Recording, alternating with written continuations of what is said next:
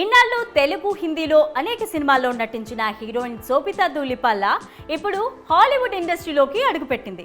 ఇటీవలే ఆమె monkey man సినిమాలో కీలక పాత్ర పోషించింది.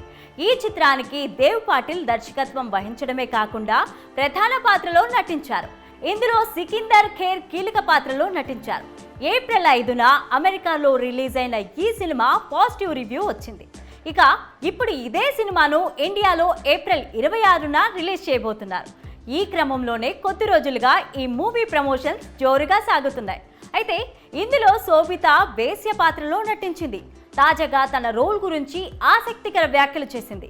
ఈ చిత్రంలో వేశ్య పాత్రలో నటించినందుకు చాలా గౌరవంగా ఉందని చెప్పుకొచ్చింది.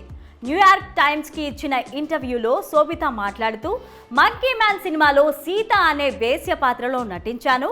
ఇలాంటి వైవిధ్యమైన పాత్రలో నటించినందుకు చాలా గౌరవంగా ఉంది అని, పైగా ఈ సినిమాలో నా పాత్రకు అధిక ప్రాధాన్యత ఉంది అని, ప్రేక్షకుల ఆదరణ అందుకుంటుందని ఆశిస్తున్నానని అన్నారు. ఈ సినిమాతోనే దేవ్ పాటిల్ దర్శకుడిగా పరిచయం అయ్యారు. ఇటీవలే శోభిత గురించి దేవ్ పాటిల్ మాట్లాడుతూ, ఆమె అందమైన హీరోయిన్ మాత్రమే కాకుండా గొప్ప నటి అంటూ ప్రశంసలు కురిపించాడు.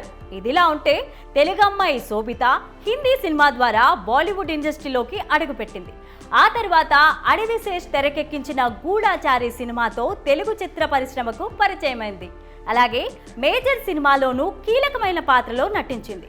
ఇటీవలే మణిరత్నం తెరకెక్కించిన పొన్నియిన్ సెల్వన్ మూవీలో ముఖ్యమైన పాత్ర పోషించారు. వైవిధ్యమైన సినిమాలు చేస్తూ తనదైన నటనతో ప్రేక్షకులను ఆకట్టుకుంటూ పాన్ ఇండియా హీరోయిన్గా గుర్తింపు తెచ్చుకుంది శోభిత. ఇప్పుడు హాలీవుడ్ ఇండస్ట్రీలోనూ క్రేజ్ సంపాదించుకుంటోంది.